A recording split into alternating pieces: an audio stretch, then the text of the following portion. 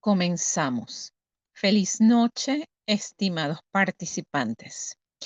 Quien les habla, la tutora y profesora Yosbeli Vázquez. Bienvenidos al primer encuentro síncrono del periodo 2025-9 para la unidad curricular Neuropsicología Clínica, sección R1. Para mí es un gusto recibirlos en este espacio de aprendizaje donde conoceremos la profundidad y complejidad teórica de la neuropsicología clínica como la rama de la neuropsicología que se enfoca en la evaluación, diagnóstico y tratamiento de los trastornos mentales y del comportamiento relacionados con el funcionamiento cerebral. En esta sesión conoceremos el funcionamiento y la estructura organizativa de esta unidad curricular. Socializaremos el plan de evaluación e informaremos acerca de las fechas claves del periodo académico que recién comenzó el día de ayer, 10 de septiembre, y tiene como fecha de culminación el miércoles 1 de octubre del presente año. Recordemos que el periodo académico se desarrollará a lo largo de las siguientes semanas, dentro de las cuales tendremos 2 actividades síncronas para conocer lo correspondiente a los temas de esta unidad curricular y 2 actividades sumativas consistentes en 2 cuestionarios que son las actividades de evaluación. Las actividades síncronas se realizan en las semanas 1 y 2, siendo este el primero. El segundo encuentro síncrono será el próximo viernes 19 de septiembre a las 7 de la noche. Se les enviará un mensaje a través del foro de anuncios como recordatorio del mismo. La evaluación de esta unidad curricular constará de 2 actividades sumativas basadas en la realización de 2 cuestionarios. El cuestionario número 1 evaluará las unidades 1 y 2. El cuestionario número 2 evaluará las unidades 3 y 4.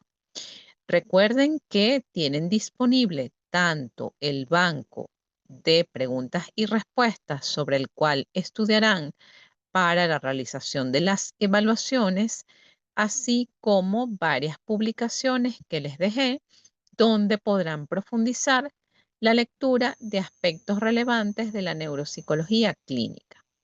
Cada cuestionario tiene un valor de 50%. Mi objetivo como tutora es darles estructura y a su vez crear un ambiente de aprendizaje seguro y motivador donde puedan sentirse cómodos compartiendo sus ideas, preguntas y reflexiones. La neuropsicología clínica es una disciplina que implica un estudio exhaustivo de conocimientos científicos de las bases neurobiológicas, bioquímicas y anatómicas del cerebro y su relación con la conducta y la manifestación de sus trastornos, incluyendo conocer los aspectos generales de la evaluación, diagnóstico y el tratamiento neuropsicológico de los trastornos mentales y del comportamiento asociados con disfunción y alteraciones del funcionamiento cerebral. Los textos clásicos en base a los cuales se desarrollan los aspectos teóricos de esta clase son el libro de Neuroanatomía Funcional de Adel Afifi y Ronald Berman, así como el de Neuropsicología del Desarrollo Infantil de los doctores Rosselli, Matute y Ardila. Estos 3 últimos son neuropsicólogos latinoamericanos con formación académica en España. Si alguno está interesado en el primer texto, que es el de Neuroanatomía Funcional de Afifi y Berman, me avisa a través de un mensaje del aula virtual para facilitarles el acceso por correo electrónico, ya que este material es muy pesado y no se pudo publicar en los recursos de consulta del aula virtual. Ya saben, me pueden escribir su correo a través de la mensajería del aula virtual. Ahora bien, conozcamos académicamente de qué se trata la neuropsicología clínica. Esta es una unidad curricular que tiene como objetivo general analizar los procesos biológicos y neurológicos en los trastornos mentales mediante el estudio de las estructuras cerebrales, su bioquímica e influencia en la conducta humana para la elaboración de programas de rehabilitación orientadas a la mejora de la calidad de vida y a la integración sociolaboral con una actitud ética y responsable. A su vez, neuropsicología clínica es una unidad curricular que está organizada en 4 unidades de competencia. La primera unidad, cuyo tema son los fundamentos neurológicos de la conducta y sus orígenes filosóficos, tiene como objetivo examinar los fundamentos neurológicos de la conducta y sus orígenes filosóficos. Se explicará la composición del sistema nervioso para establecer su vinculación con la conducta. Se profundizará en lo que son los orígenes filosóficos conocidos como monismo y dualismo, la evolución y composición del sistema nervioso, que incluye el sistema nervioso central, el sistema nervioso periférico, el sistema nervioso motor y el sistema vegetativo, así como lo es la médula espinal, el tronco y el encéfalo. En lo que se refiere a la unidad 2, cuyo tema son las sedes neurológicas del comportamiento, esta tendrá como propósito estudiar las sedes neurológicas del comportamiento y su dinámica en la conducta para la identificación de sus efectos en el individuo. Conoceremos lo que es el sistema de activación reticular ascendente o como se denomina en sus siglas, SARA o SAR, el sistema límbico, los neurotransmisores, las emociones y el lóbulo frontal orbital. Con respecto a la unidad 3, cuyos temas son los principios bioquímicos y neuroanatómicos de distintos trastornos, esta tiene como propósito analizar los principios bioquímicos y neuroanatómicos en los trastornos psicológicos y trastornos del neurodesarrollo para establecer sus diferencias. Conoceremos entonces los principios bioquímicos y neuroanatómicos de los trastornos de ansiedad de manera general, de los trastornos del estado de ánimo, de los trastornos de la conducta alimentaria, de los trastornos del sueño, de los trastornos de la personalidad, trastornos del neurodesarrollo y trastornos neuropsicológicos. La última unidad, que es la unidad 4, cuyo tema son los programas de rehabilitación desde una perspectiva neuropsicológica, se basa en profundizar en cómo es el diseño de los programas de rehabilitación neuropsicológicos orientados a mejorar la calidad de vida e integración sociolaboral en los pacientes. En ese tema nos centraremos en conocer cómo es el procedimiento de evaluación neuropsicológica de manera general, así como nos familiarizaremos con algunos de los tests y pruebas neuropsicológicas utilizadas en esta evaluación y el plan de intervención neuropsicológica. Bien, ahora voy a continuar con un breve resumen teórico acerca del contenido de la unidad 1, acerca de lo que son los fundamentos neurológicos de la conducta y sus orígenes filosóficos. Me parece importante que primero conozcamos qué es la neuropsicología y la caractericemos. El objetivo general de la neuropsicología es el estudio de la organización cerebral, de la actividad cognitivo-conductual, así como el análisis de sus alteraciones en caso de patología cerebral. Y esta es una definición realizada por Ardila y Rosselli en el año 2007 en su libro Introducción a la Neuropsicología. Estos autores que les voy a ir mencionando son algunos de los más conocidos en esta área. Lisat y colaboradores en el año 2004 proponen que la neuropsicología es la ciencia que estudia la relación que tiene el cerebro con los procesos mentales y la conducta. Su enfoque es principalmente cognitivo, es decir, sobre las funciones que realiza el cerebro en una tarea o contexto específico. Es por ello que se entiende esta especialidad como un punto de encuentro entre la neurología y la psicología. En lo que se refiere al objeto de estudio en la neuropsicología, es importante indicar que en la neuropsicología los pacientes de esta área son las personas que han tenido un daño, una lesión, una patología o una enfermedad de tipo cerebral. De igual manera, dentro de la neuropsicología es clave el estudio de quienes tienen un cerebro sano.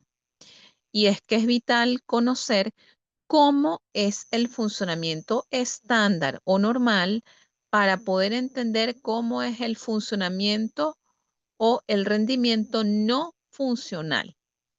Cuando hablamos de no funcional en el área de la neuropsicología, nos estamos refiriendo a todos aquellos procesos mentales y cognitivos que no funcionan de manera adecuada en los pacientes.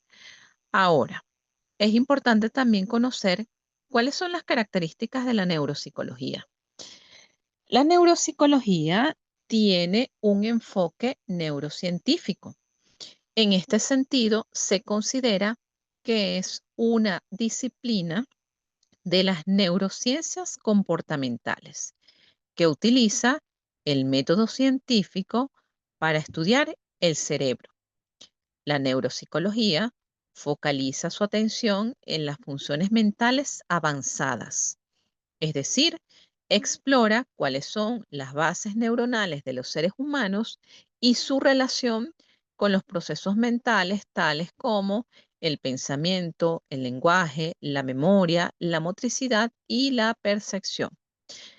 La neuropsicología también tiene interés en el estudio de lo que es la corteza cerebral asociativa. Pone especial atención en esta área debido a su rol en los procesos cognitivos avanzados y en su susceptibilidad a daños por enfermedades o por la aparición de trastornos que afectan las funciones mentales mencionadas. Están otras áreas que debemos conocer desde la neuropsicología, entre las cuales se tienen el cuerpo calloso, que más adelante vamos a conocer cuál es la importancia de esta estructura, los ganglios basales, el hipocampo, la amígdala cerebral, que no es la amígdala que está en la garganta, el tálamo y el cerebelo, que son estructuras cerebrales que también son relevantes desde el punto de vista neuropsicológico. La neuropsicología también se encarga del estudio de los efectos de las lesiones cerebrales. En este sentido, es importante que diferenciemos entre lo que es la neuropsicología y la neuropsicología clínica, que es esta asignatura. La neuropsicología clínica se enfoca en individuos con daños en el sistema nervioso y los trastornos resultantes, como pueden ser las afasias, las amnesias y las agnosias. Cuando hablamos de las afasias, estas son dificultades en la pronunciación del lenguaje. Las amnesias tienen que ver con las dificultades en la memoria y las agnosias con la dificultad en el reconocimiento visual. Mientras que en la primera, es decir, en la neuropsicología sola, se estudia la relación cerebro-conducta entre individuos sanos. Esa viene a ser la diferencia con la neuropsicología clínica. Entonces, esta se va a basar en el estudio de los daños en el sistema nervioso y los trastornos que se producen entre el individuo. Ya sabemos entonces, en la neuropsicología sola se estudia la relación cerebro-conducta en los individuos sanos. Otra de las características de la neuropsicología es la interdisciplinaridad.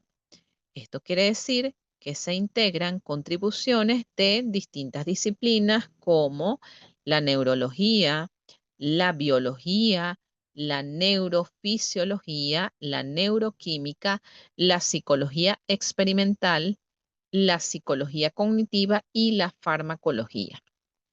Los neuropsicólogos clínicos son profesionales colaboradores de la salud. Esto en lo que se refiere a lo que es la evaluación y el tratamiento de daños cerebrales. Ahora, ¿qué es lo que hace un profesional de la neuropsicología, indistintamente de si es neuropsicología simple o neuropsicología clínica?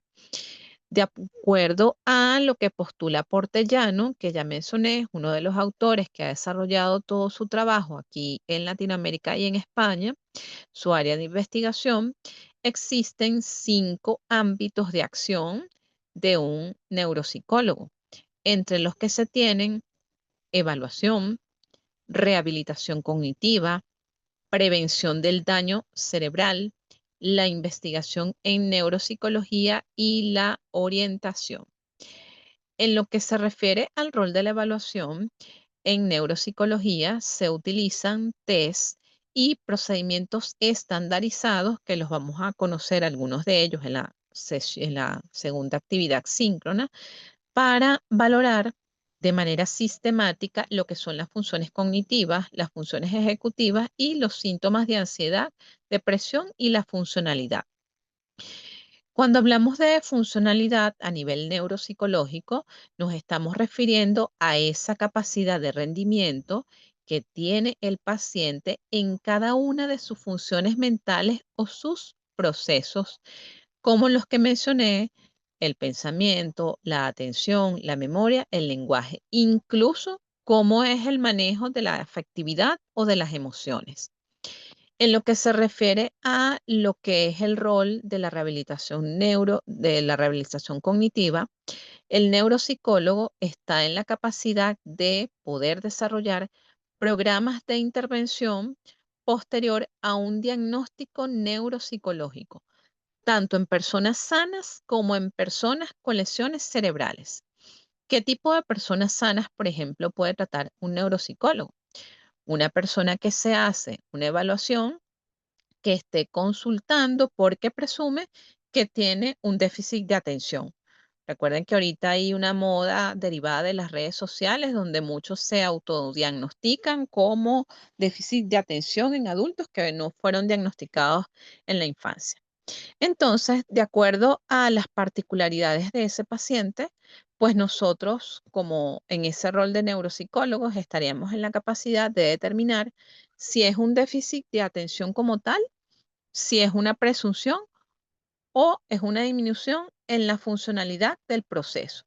Entonces, allí haremos la intervención respectiva y si es una evaluación en personas con lesiones cerebrales, hacemos los programas de rehabilitación cognitiva en las funciones que estén mayormente alteradas y promovamos que se mantengan las funciones que no se han visto alteradas. También tenemos el rol de la prevención del daño cerebral. Esto se hace a través de programas de prevención para disminuir los factores de riesgo que desemboquen en un daño cerebral importante. Este rol de prevención del daño cerebral lo podemos hacer en pacientes que tienen alguna patología sistémica como una hipertensión arterial, una diabetes o alguna otra condición que afecte las funciones mentales. Las investigaciones en el área de neuropsicología suelen ser más de carácter médico o aquel tipo de actividad que se hace en institutos o en laboratorios experimentales. Con respecto a la orientación, esto es que educamos a los pacientes sobre el daño cerebral a las personas y a las familias que han tenido que enfrentar esta situación, mediante la exposición de cuáles son las posibles consecuencias, cuáles son los procedimientos que se deben realizar, no solamente desde el punto de vista psicológico, sino qué es lo que hace una persona o cómo es la caracterización cuando tiene una condición médica. Por ejemplo, puede ser una fase posterior a un accidente cerebrovascular o un accidente isquémico, entre otros. ¿Cuáles son otras de las áreas de acción del neuropsicólogo? En aquellos casos de daño cerebral adquirido u organicidad cerebral, en la presencia de demencias, en todas las enfermedades neurodegenerativas, en los trastornos de aprendizaje. Ahora vamos a hablar un poco de cómo fue el surgimiento de la neuropsicología. Esto es para que nos pongamos en contexto. Clásicamente, el origen de la neuropsicología se remontó al siglo XIX, con la documentación por parte del médico y antropólogo francés llamado Paul Broca, sobre cuáles lesiones cerebrales frontales izquierdas alteran la articulación del lenguaje. Después de Broca, se continuó el interés por el análisis de la organización cerebral del lenguaje. Y es así como en el año 1874, Carl Wernicke propone una clasificación de los trastornos adquiridos del lenguaje o afasias, que fue posteriormente complementado por Lichtenstein, dando lugar al primer modelo de clasificación de las afasias, usualmente conocido como el esquema de Lichtenstein-Wernicke. Luego de la presentación inicial de Wernicke, se hicieron populares tanto la búsqueda de correlaciones clínico-anatómicas de las diferentes variedades de afasias como el empleo de diagramas para explicar las alteraciones en el lenguaje. Más tarde, Moore se refirió a la ceguera psíquica.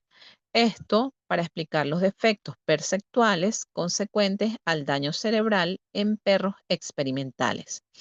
Recuerden que los primeros experimentos en psicología, neurología, casi siempre utilizaban animales. Esta condición de la ceguera psíquica posteriormente fue estudiada por Lissauer en humanos. En esta misma época, Sigmund Freud, que también fue neurólogo, introdujo el término de agnosia, que finalmente reemplazó la denominación de ceguera psíquica.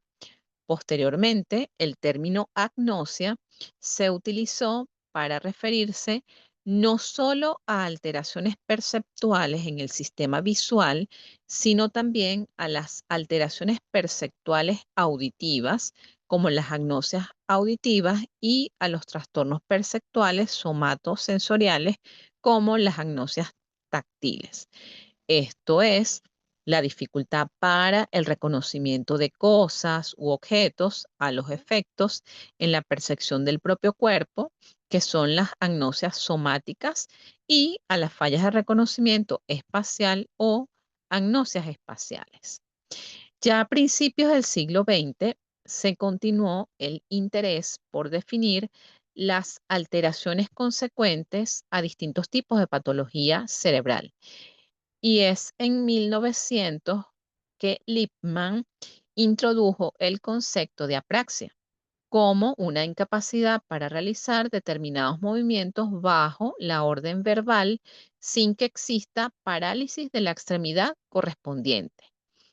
Claeys y posteriormente Popel-Reuter se refirieron a una apraxia óptica para describir las dificultades que tienen algunos pacientes para realizar actividades que requieren un adecuado control visual de los movimientos, tales como dibujar, y evidentemente distinguible de la apraxia idiomotora descrita por Lippmann. 10 años después, Claeys introdujo el término de apraxia construccional.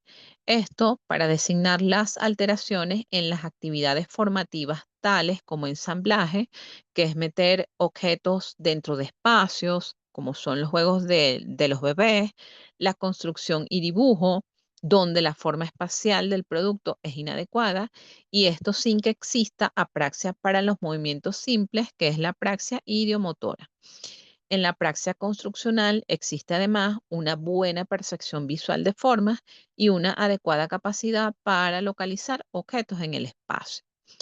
Durante este periodo de las correlaciones clínico-anatómicas se desarrollaron dos puntos de vista con relación a la organización cerebral de las funciones cognitivas y quiero que presten especial atención a este punto. Una interpretación localizacionista, que es la que se refiere a que las distintas áreas cerebrales están asociadas a distintas funciones. Y otra interpretación holista, que es la posición, y otra holista. La posición localizacionista se dice que restringía las funciones cognitivas a áreas específicas del cerebro, tal como lo hizo Broca. Recuerden, cuando revisen la literatura, van a encontrar el área de Broca y el área de Wernicke, que estos hacen mención a aquellas relacionadas con el lenguaje. En el caso de la posición holista, se atribuía estas mismas funciones a regiones mucho más amplias y suponía una organización cerebral de las diversas funciones cognitivas mucho más dinámicas, como lo sugirió Jackson.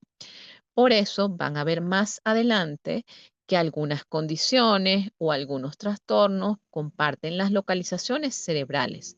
Es por esto mismo de la atribución de unas mismas funciones a regiones mucho más amplias en el cerebro. Un representante muy importante desde el punto de vista holista fue el alemán Kurt Goldstein, cuyos escritos tuvieron una importante repercusión en el desarrollo de la neuropsicología europea y americana. En la actualidad, con frecuencia se utiliza el concepto de sistemas funcionales. Tal concepto fue sistematizado particularmente por Luria.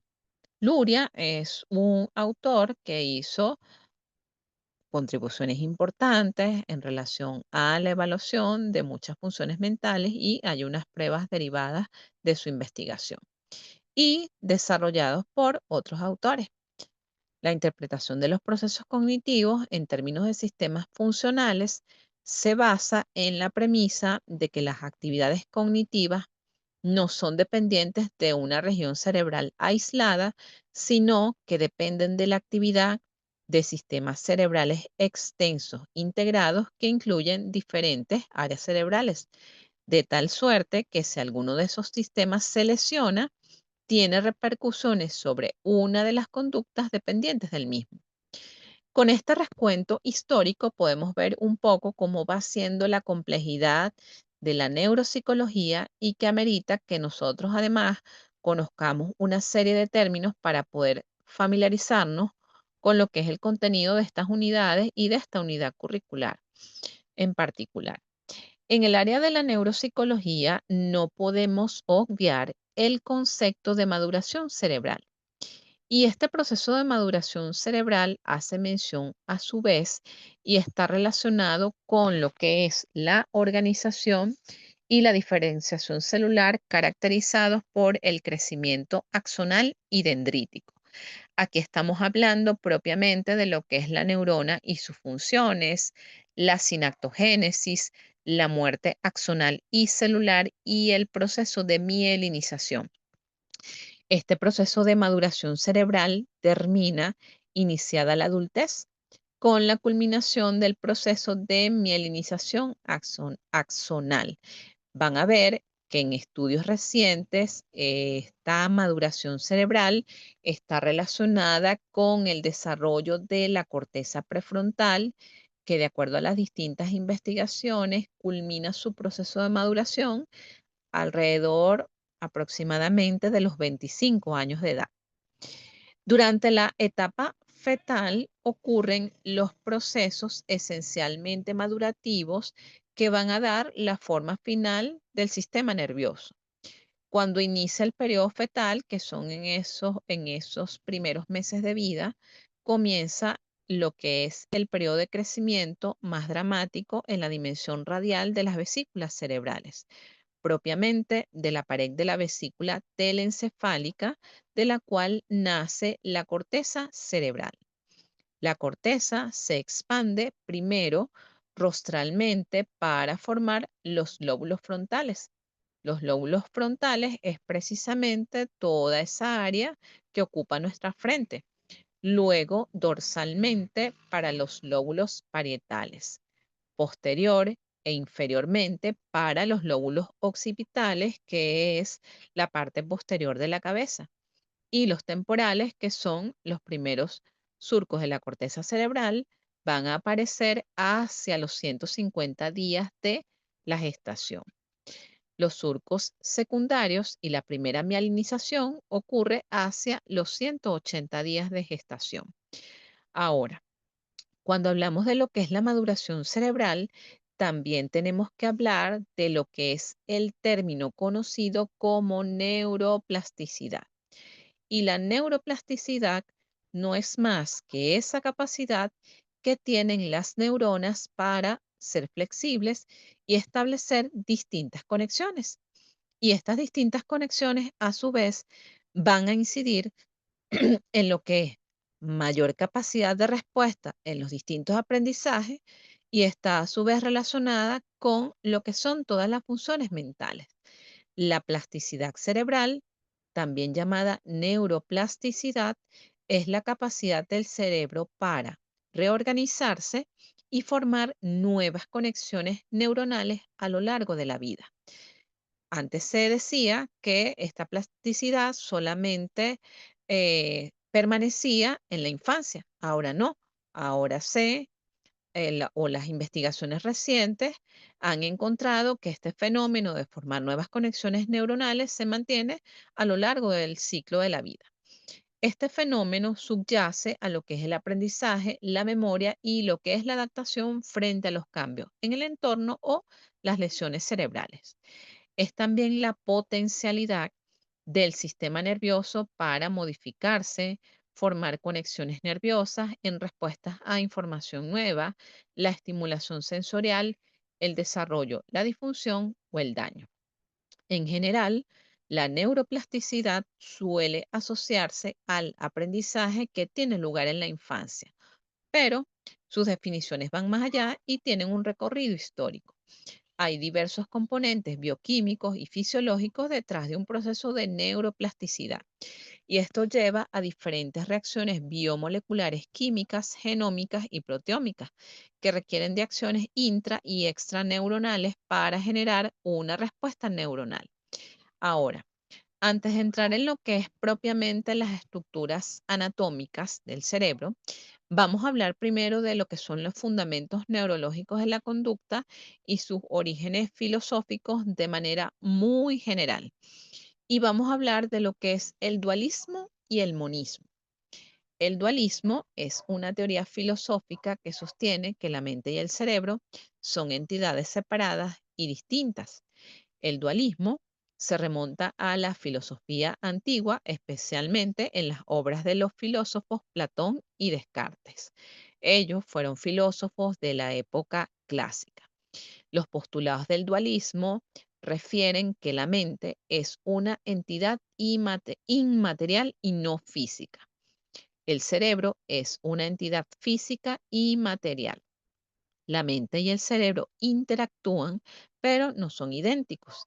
De acuerdo a estos filósofos, la conducta viene a ser el resultado de la interacción entre la mente y el cerebro. La mente es capaz de influir en el comportamiento a través de los procesos mentales como la voluntad y la intención. Ahora, con respecto al monismo, que es la otra teoría filosófica que sostiene que la mente y el cerebro son una sola entidad, El monismo se remonta a la filosofía antigua, pero que puede encontrarse en la obra de los filósofos Aristóteles y Epicuro.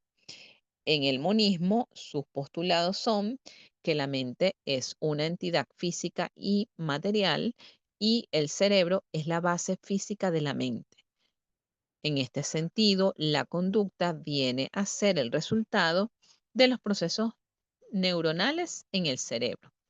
De acuerdo a esta postura, la conducta viene a ser un resultado directo de procesos neuronales en el cerebro y que la mente no es una entidad separada, sino una emergencia de la actividad cerebral. A su vez, dentro del monismo existe una clasificación. Entonces, se tiene el monismo materialista, de acuerdo al cual la mente es una entidad física y material. Se tiene el monismo idealista, de acuerdo al cual la mente es la realidad fundamental y el cerebro es una manifestación de ella. Y el monismo neutral, en que la mente y el cerebro son dos aspectos de una misma realidad. Las críticas que se le han hecho a estas posturas filosóficas es que existe una dificultad o un problema de interacción. Es importante conocer cómo interactúan la mente y el cerebro en el dualismo. Las críticas que se le hacen es que hay un problema de causalidad, que es cómo puede la mente influir en el comportamiento en el dualismo, y la crítica al reduccionismo, en cómo puede reducir la mente a procesos neuronales. Esto va a ser suficiente para explicar la conducta.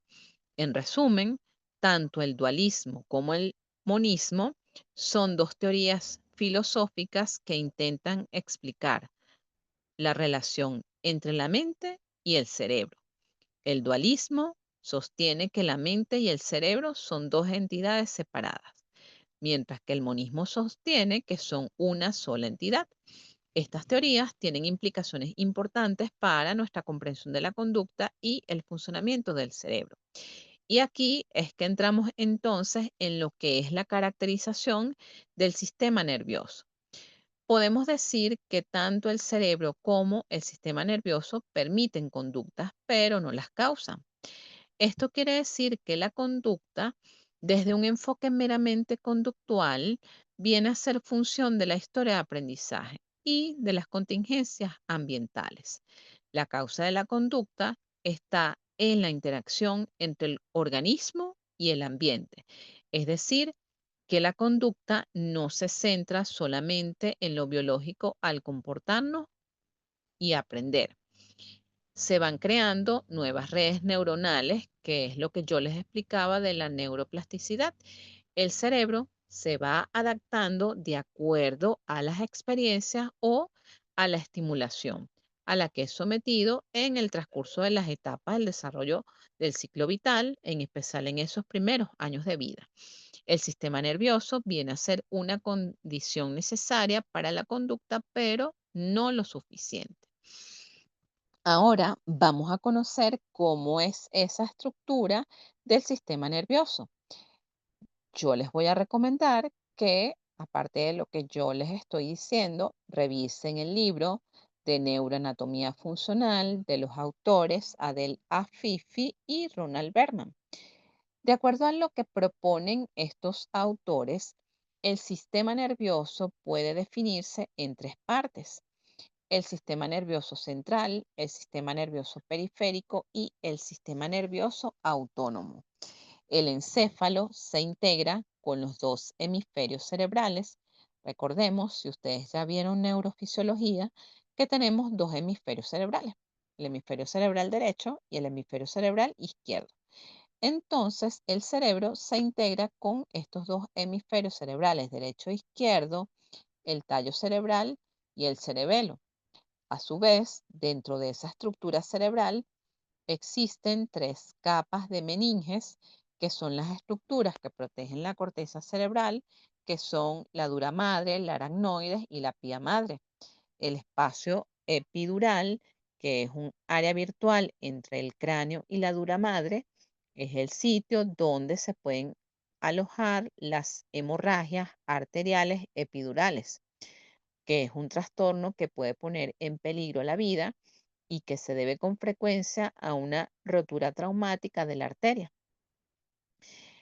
Ahora, el espacio subdural entre la dura madre y la aracnoides es el punto de una hemorragia venosa subdural.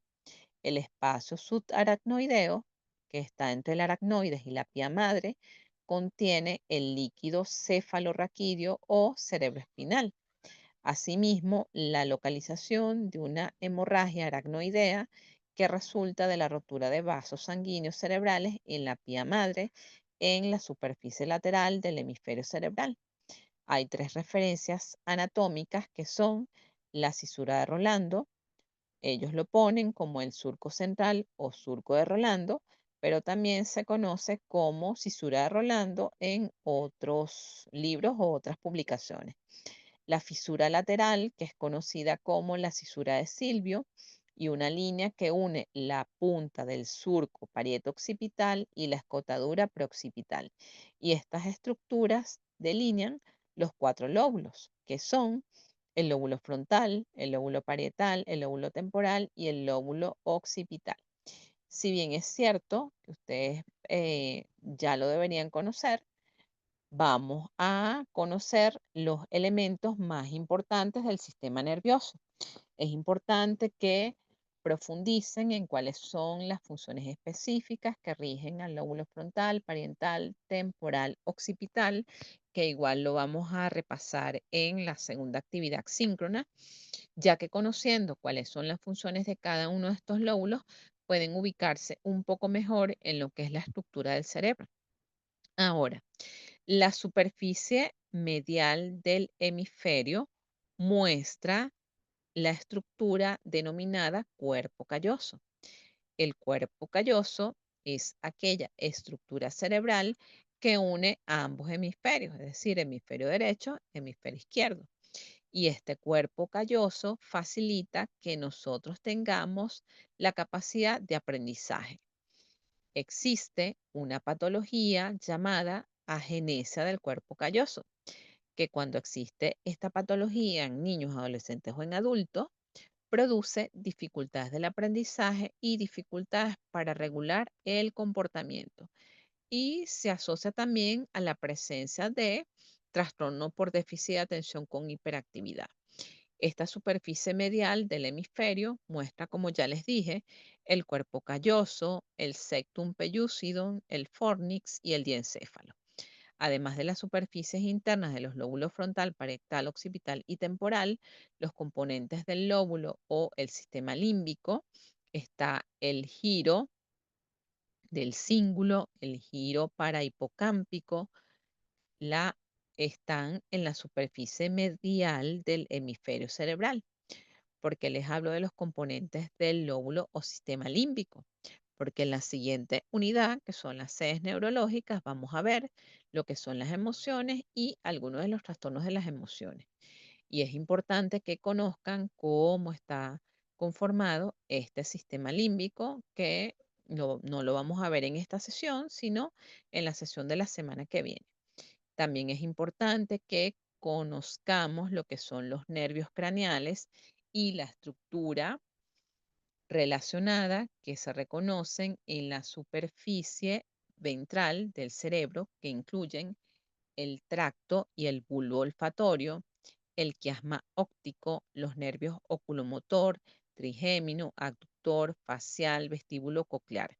Esto lo van a conseguir en otra literatura con la denominación de los 12 pares craneales. Y estos 12 pares craneales tienen unas funciones específicas en el funcionamiento o en nuestro comportamiento. Entonces, para ir ampliando esta información, el sistema nervioso se divide por convención en tres partes principales. Ya sabemos, sistema nervioso central, sistema nervioso periférico y sistema nervioso autónomo. Aunque esta división simplifica el estudio de un complejo sistema, las tres partes constitutivas actúan en conjunto en el control y la integración de lo que son todas las actividades motoras sensoriales y conductuales del organismo. Recuerden que estamos viendo conducta. ¿Qué es conducta? lo que nosotros podemos ver por observación. Se han llevado a cabo distintas investigaciones para poder determinar la estructura, conectividad y la función del sistema nervioso. El término sistema nervioso central hace referencia a lo que es el encéfalo y la médula espinal. El sistema nervioso periférico se refiere a los nervios craneales o los pares craneales, los nervios raquídeos, los ganglios relacionados con los nervios craneales y raquídeos y los órganos receptores periféricos. A su vez, el sistema nervioso autónomo hace referencia a aquella parte del sistema nervioso que participa sobre todo en la regulación de la función visceral y sus funciones constitutivas se localizan dentro del sistema nervioso unas y el sistema nervioso periférico otras. Por lo general, se considera que el sistema nervioso central posee dos divisiones mayores, el encéfalo y la médula espinal. A su vez, el encéfalo se divide en las siguientes estructuras. Los dos hemisferios cerebrales, el tallo cerebral, que incluye el diencéfalo, el mesencéfalo, en el cual está el cerebro medio, el puente y la médula oblonga o oblongada, y el cerebelo. Cuando estamos hablando del cerebro, sus primeras menciones son en la antigua Grecia o en aquellos 3000 años antes de Cristo. No se consideraba que el cerebro tuviese tanta importancia en este momento. Se promovió el concepto cardiocéntrico, según el cual el corazón era el asiento del alma. Entre los griegos antiguos, Platón fue el que difundió la teoría cefalocaudal. Según este filósofo, los giros y los surcos cerebrales eran análogos a los rebordes y los surcos de un campo atado para plantar una semilla divina y producir así la conciencia. En contraste, el filósofo llamado Aristóteles, que fue otro de los grandes filósofos que ha hecho muchos aportes a la psicología, se inclinó por la teoría cardiocéntrica, en el cual el corazón era el centro del cuerpo. El cerebro era semejante a nubes de vapor en la que se enfriaba la sangre bombeada por el corazón. Pensaba que los giros y los surcos eran rizos en las nubes. Durante siglos persistieron argumentos en cuanto a la función del cerebro sin que fuese asiento de las emociones o asiento del alma. Solo en el transcurso de los últimos 200 años comenzó a perfilarse un concepto mucho más real del cerebro y asociado a su anatomía, el cerebro tiene una consistencia semisólida y se ajusta a la forma del recipiente que lo contiene. En el adulto pesa 1000 gramos, esto es 1,4 kg en medio, en promedio. De acuerdo a las investigaciones, el cerebro masculino es un poco más pesado que el femenino y esto no guarda ninguna relación con la inteligencia. Ahora, el cerebro, como les dije, está protegido del ambiente externo por tres barreras, es decir, por el cráneo, por las meninges y por el líquido cerebroespinal o el líquido cefalorraquídeo.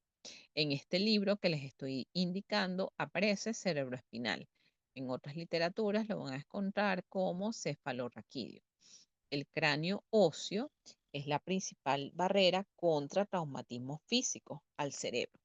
Las meninges están organizadas en tres capas, denominadas así según su proximidad en el cráneo.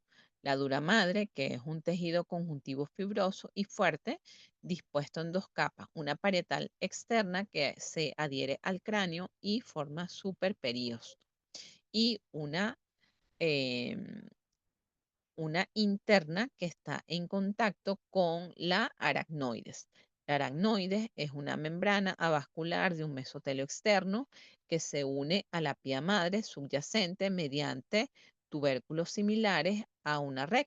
La pía madre es una membrana transparente y delgada adherida de forma estrecha al tejido cerebral. Las meninges pueden verse afectadas por una infección, lo que se conoce como meningitis. ¿Cuáles son este tipo de infecciones? Puede ser una fiebre alta, alguna otra condición que altere el sistema nervioso, que puede dar lugar a la aparición de la meningitis o inflamación del cerebro, que es un padecimiento de importancia que puede poner en peligro la vida y que requiere tratamiento médico inmediato. Las tres capas de meninges están separadas entre sí del cráneo óseo por una serie de espacios que no voy a profundizar eso en este momento, pero ahora les voy a mencionar de manera general, para no hacer esto tan largo, cuáles son las funciones de la médula espinal, el tronco del encéfalo y el encéfalo específico y cuáles son sus implicaciones para la conducta. La médula espinal transmite señales entre el encéfalo y el resto del cuerpo. El tronco del encéfalo conecta al encéfalo con la médula espinal. El encéfalo, a su vez, es el encargado de procesar la información sensorial, es decir, la información de los sentidos y controla las funciones tanto cognitivas como motoras. A su vez, dentro de las funciones del encéfalo es importante conocer cuál es la función específica del cerebro de manera general. Procesa toda la información sensorial y controla todas las funciones cognitivas, todas las funciones ejecutivas. Cuando en neuropsicología se hablan de estas funciones cognitivas, estamos hablando de los procesos mentales superiores. ¿Cuáles son todos estos procesos mentales superiores? Además son procesos evolucionados, la atención, la concentración, la memoria, las funciones ejecutivas, que es importante que nos familiaricemos con este tema o con este término de funciones ejecutivas en la neuropsicología. ¿Qué es eso de funciones ejecutivas? Pues todos aquellos procesos relacionados con la conciencia, el darse cuenta del individuo, el juicio, la crítica, la capacidad para poder autorregularse desde el punto de vista emocional y desde el punto de vista comportamental. Cuando están alteradas estas funciones cognitivas, pueden dar lugar a la aparición de distintas condiciones, tanto trastornos psicológicos que tengan que ver con las emociones como trastornos del comportamiento, que podría incluso derivar en algún trastorno de personalidad. Eso lo vamos a ver en la semana que viene. El cerebelo, por su parte, coordina movimientos y el equilibrio. El mesencéfalo regula la visión, la audición y los movimientos oculares que tienen que ver todos estos componentes del sistema nervioso que acabamos de mencionar. Todos ellos están relacionados con el término que les hablé, que es el de la neuroplasticidad, que es aquella capacidad que tiene el cerebro para adaptarse y cambiar. Es decir, que esta neuroplasticidad va a facilitar que nosotros podamos tener flexibilidad cognitiva, que es capacidad de cambio, apertura a la experiencia y a los distintos aprendizajes en todos los contextos. Todos estos componentes del sistema nervioso constituyen conexiones neuronales, los cuales son la base tanto para el aprendizaje como para la memoria y tiene que ver, como les señalé, con todos estos aspectos de la regulación emocional, en el cual está esa estructura llamada sistema límbico, que está asociada con la identificación, el manejo de las emociones y también con la conducta motivada. Podemos ver entonces cómo de manera general vamos a lo específico y de lo específico a lo general, cómo todas estas estructuras están relacionadas con nuestro comportamiento y también cómo es nuestro funcionamiento cognitivo. Con esta descripción damos por culminada la exposición correspondiente al contenido teórico de la unidad 1 de esta primera actividad síncrona para neuropsicología clínica, sección R1. Muchas gracias por su atención. Este es el momento para sus preguntas.